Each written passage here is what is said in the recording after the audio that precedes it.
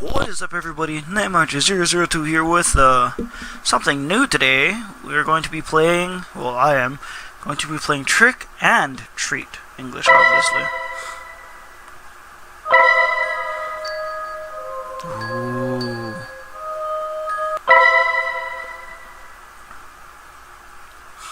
It is a visual novel. The sound of our steps, combined with that of the occasional nocturnal animal, is the only thing we can hear. It's terribly dark in this place. The dense vegetation makes it impossible to see the sky or light from the moon. Our flashlights are the only things that light up our path. At times like this one begs to not run out of battery. We walk without knowing what we are really looking for, or better said, for no reason. We are just a group of boys bored with our lives, trying to create a lasting memory on this night, instead of just staying home doing nothing. It's not that bad. Doing nothing has its rewards, right?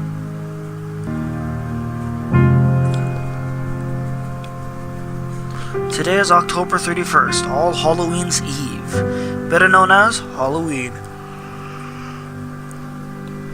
3 young men walk through dark, but up until now, nothing special forest, me being one of them.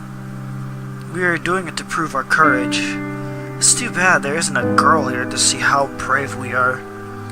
Seeing it like that, one could say this is a meaningless effort. For a moment I stopped to look at my watch. It's 1:49 a.m. Damn! That means we have been walking aimlessly for more than 2 hours. I am sure that many people would find a place like this terrifying. But once you get used to it, the fear disappears, making it feel like normal. What makes us afraid of the dark is that we cannot know what hides in it, what lurks in the shadows. But this is clearly an empty darkness. At that moment I sigh, feeling how tired my legs are. What is the point of being here? Clearly, we had already demonstrated what we wanted. It would be best to return. I should tell them. I was about to speak when suddenly the atmosphere in the forest becomes strange. Suddenly a cold chill runs through my body. It was like any other chill, except it was not going away. For no reason, the air's temperature dropped from one second to the other. So much so. Why are you breathing? Nah, my breath becomes visible, turning into mist. It doesn't end there. The air is now filled with a rotten smell, just like a short from being unbearable. Images of worms and flies soon appear in my mind, giving me a really unpleasant feeling. No shit, I would feel freaking weird as hell. We all stop at that moment. What's happening? I ask, confused, while turning to look at my friends. By the expression on their faces, it was easy to know that they were just as lost as I was. It was then that we heard footsteps nearby that did not come from any of us. We all got dead quiet after that. Yeah, if I went with my friends to a forest, I would not take the risk. I would bring me a knife just in case. I don't know if it was out of fear or to check if it was not a mistake. We stayed motionless like statues without making a noise. Just looking at each other's faces, wondering the same thing. What was happening? As if I could know. We heard the steps again. They clearly belonged to a human, or at least to a large creature. Animal, whatever, creature it is, but there is something strange about them. It sounds as if the person walked dragging one foot. Just thinking about it made me shiver. Damn! Why is this happening? It makes no sense. We should have returned home before. but now it's too late to regret it, damn straight. I have the feeling that we are being stalked by someone. The strange footsteps stopped, but I'm still feeling the presence nearby. I don't know where it is, but I know that it's looking at me. That cursed thing is looking at me. My heart is beating anxiously. It's almost as if my body was telling me to get out of there. But strangely, my friend seemed unable to perceive it. It seems that it's gone. It must have been just an animal, said one of them, convinced that we were safe. I would like to believe that too. We had a sigh of relief. However, bad luck would soon strike us again.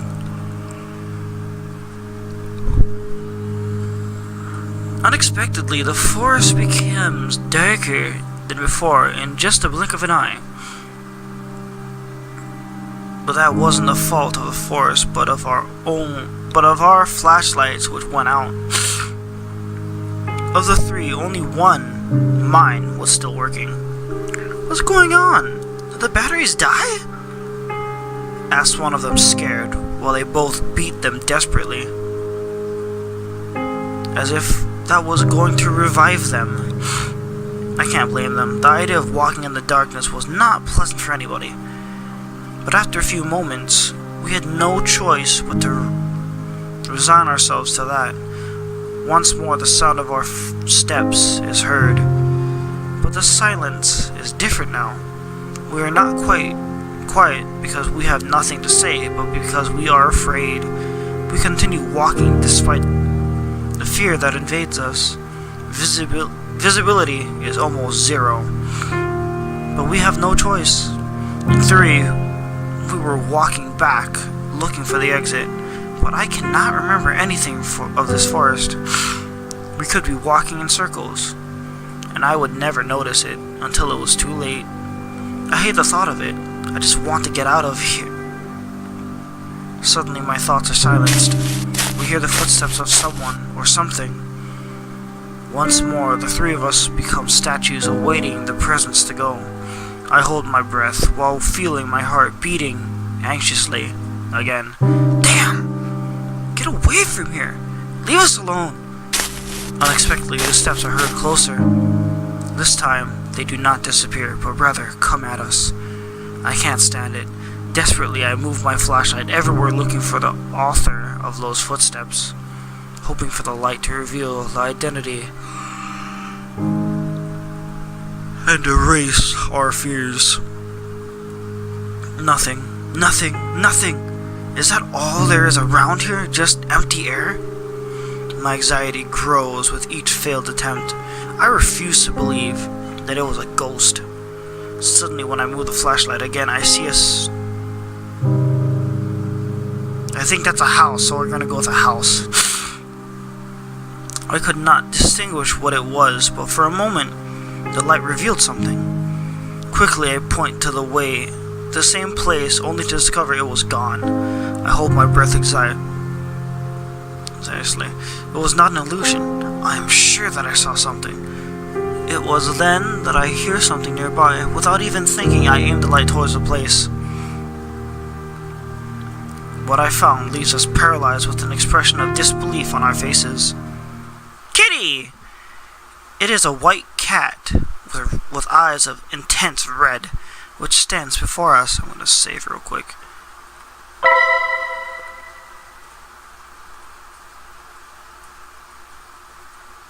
How do I go back? I have saved. Her look is not the friendliest, to say something. Somehow I get the feeling it's a female cat, and it looks pissed. Suddenly she lets out a thunderous meow that leaves us terrified. It sounded more like a lion roaring than a simple cat. The echo of her meow was heard throughout the forest, making it sound more sinister than it should be. It was then that suddenly an inexplicable force hits us three. I fall to the ground, and little by little my eyelids close. The fatigue becomes unbearable.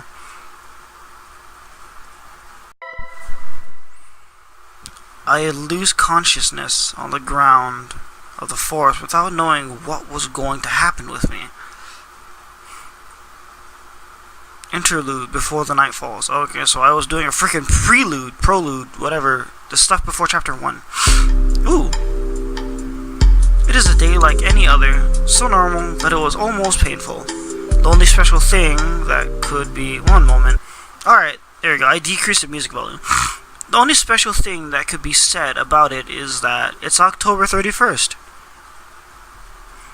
Far were the memories when I was a kid and went out with my friends to ask for sweets from house to house. Just remembering it made me sigh. I feel nostalgic. Some things were better when I was a kid. Or at least seems like that. True, because we didn't... Us adults got a job, we got to pay bills, and we got to do dumb shit. There were some who had good costumes, whether of superheroes or monsters. My friends and I, on the other hand, had to use our imagination. Creativity was our custom, you could say, no matter how funny it could sound. I remember that my mother once painted red my face and told me, "You will be the devil." Well, that's not very nice.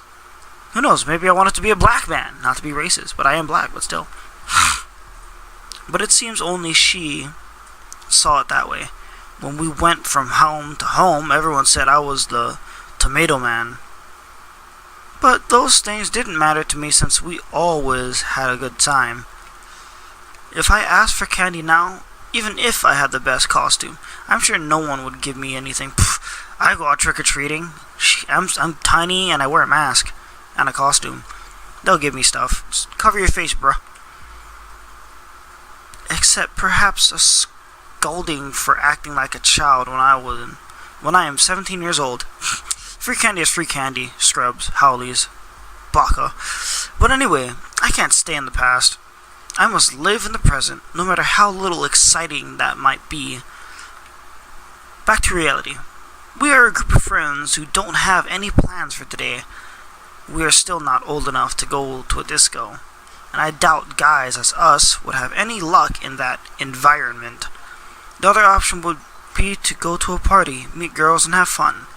Everything perfect, except that nobody has invited us. Not being popular has its disadvantages. Hey, Axel, let's have a couple matches. What do you say? My friend Steven called my attention while playing with the game console. Rush Red, I believe that's what the game was called. A fast and quite complicated fighting game for me. The name itself sounds complicated. I'd rather play frickin' Tekken. Or Mortal Kombat. I would normally agree to play with him, but for some reason I don't feel in the mood today. I have no desire to play it now. I replied with discouragement. I almost feel bad for doing it. Boring. The AI is no rival for me. Bro, play it on Legendary or like the hardest level. It'll be a match. It'll wreck you. It wrecked me. Steven said with confidence that you're playing on normal difficulty does not help your argument. Scrub. I don't feel like losing, but if you want, you can challenge to... you can challenge to Alfred. Whoever did the texting for this thing is really bad. The grammar is not that good. But that is fine. I'm pretty sure my grammar is worse than this dude's. I said, leading the attention to my other friend. I don't know how to play that, answered Alfred, doubting for a second. He is sitting behind the PC, but it seems that he isn't doing anything interesting. The screen only shows a lot of text. I think he isn't Wikipedia. Wikipedia is a lie! Yeah, don't you have something more fun to do? I asked with discouragement, without even thinking about what he was reading. Alfred looks at me, surprised. The actual problem of society is that people are not interested in discovering their history. I like my history. He is one of those intellectuals, always looking for any rare information to appear smarter than anyone or others. When we forget our past mistakes, we are doomed to repeat them. He added later. What are you talking about? This village is small and its story is not interesting at all. Nothing outside of the normal has ever happened in it. Alfred laughs mockingly after hearing that. Your ignorance is worthy of praise. He pauses, filling his chest with pride. The very fact it is a small town is the reason it's full of mysteries. This is very true. Small towns have very big secrets. Did you know that 20 years ago, on this date, a man disappeared? So, what about it? I ask without being impressed or even interested in the least. Things like that happen all the time in all places. As I thought, you don't know the history despite living in this very place. Alfred said, I thought that was Axel. Damn it! Alfred said while adjusting his glasses in an arrogant gesture. There is a legend behind the disappearance. That is what I was reading. Alfred, after listening to him, I looked back at the computer screen with curiosity. It's then that I noticed that it was not Wikipedia, but some other page. Come on, read this and learn a little, bitch. I will smack the fuck out of you. That or I'd rant on stuff that you don't know. Then I'd say the same thing. No, you can't read it, but you can learn from it. Alfred said, inviting us to read what was on the screen. Both Stephen and I moved closer to read it. Damn, this novel is fucking long. I love it! Probably gonna be doing novels, Undertale, and a novel. Town of Abingdon, Oxfordshire, country, 1994. I came to this town with only 4,000 inhabitants to support them in an investigation. Truth is that never in my life have I seen something this strange. I won't say your typical detective-ish nonsense that I have seen thousands of strange things in my life. I have seen many crimes, yes, some difficult to solve, but all of them were human. Even if you don't know how they managed to perpetrate the crime, god damn, I suck at reading, you know that they are people like anyone else. In this case, I don't think I'm able to say the same thing. Truth is that I can't understand what happened. I was called for the disappearance of a man named Matthew Graham, 23 years, single. The last time he was seen, he was returning home from a Halloween party. He had drank alcohol, but was still sober. That's what witnesses say. Anyway, this is not something which can be explained with a simple drunkenness. He apparently got lost on the way home and decided to enter the forest called Oakwood. It had rained yesterday so the ground was wet and muddy. We could easily find his traces, which were leading deep inside the forest. Apparently, he walked for 3 hours before stopping. I say stop, but the truth is, we don't know what happened then. The track suddenly ended in a clearing in the forest, and that's all. There was no evidence of struggle, no other traces, or pieces of clothing on the ground. There was no blood, no more footprints, or anything else. The depth of his last footsteps and the position they were in indicated that he was still walking. At no point, he stood still. It was as if he had vaporized in the air. With all his clothes in the middle of his walk. Obviously, I can't believe such a thing, but I can't give another explanation. The only thing I remember is that near the footsteps I sensed a faint smell of rot. However, there were no animal corpses nearby. It is ridiculous to think he suddenly started to decay and became earth.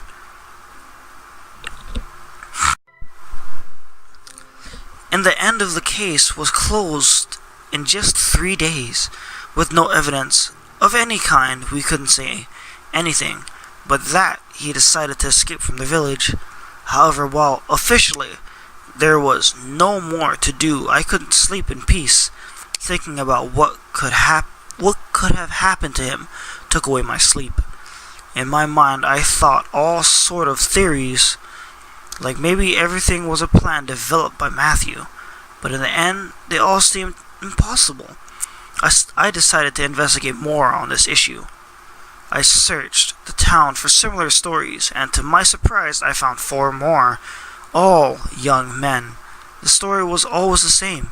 They walked into the forest alone, disappearing without a trace. Goodness, I gotta calm down. I'm fucking reading too fast.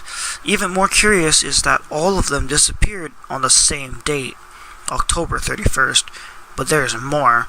A detail that completely eliminates the possibility that there is a killer or kidnapper behind this, and that is the separation of the years. Roger Bacon disappeared in 1924.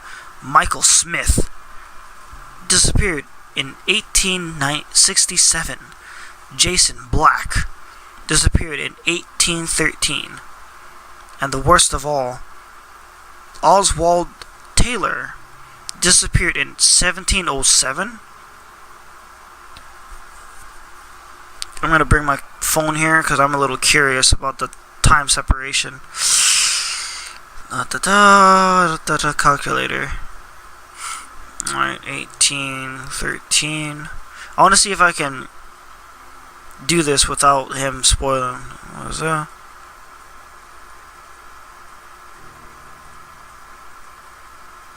The space between this is 160. What the hell? Okay. 1867 minus 1813. 54. 1924 minus 1867. Oh, I'm lost. I don't know though. It simply couldn't be possible. My curiosity led me to dig deeper. I thought that the answer may be in the paths of the forest. It was then when I discovered that what seemed to be a simple and boring fortress, what the hell, actually hid a great story. Before it was called Oakwood or Oak's Forest, the place was called Winchwood. The word winch was huge similarly for witch. Taking into consideration that it is an old name and language changes over time, that indicates that it was the Forest of Witches. The Blair Witch Project. Da-da-da. Apparently more than 400 years ago, the people of the village believed witches lived in the woods. Unfortunately, almost all their information is already lost. They were stories told in voice, without a properly written record.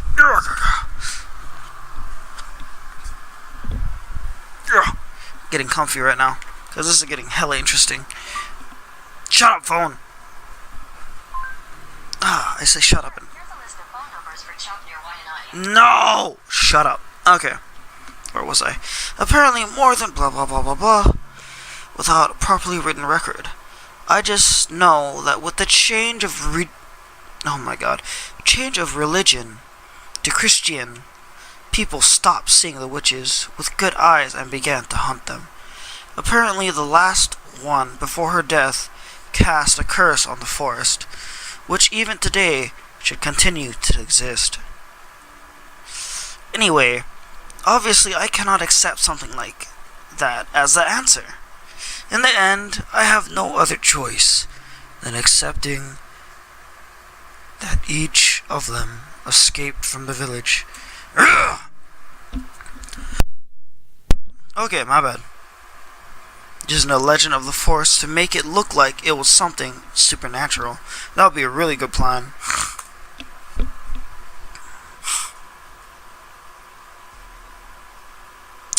Alright, I'm gonna end it here before I get stuck on this. Yeah, I'm sure I won't. Alright. Alright. If you like outro time, if you like this video, go ahead, click that thumbs up button. No. Want to see more of my videos? Go ahead, check out my channel. I have other playlists y'all can check out.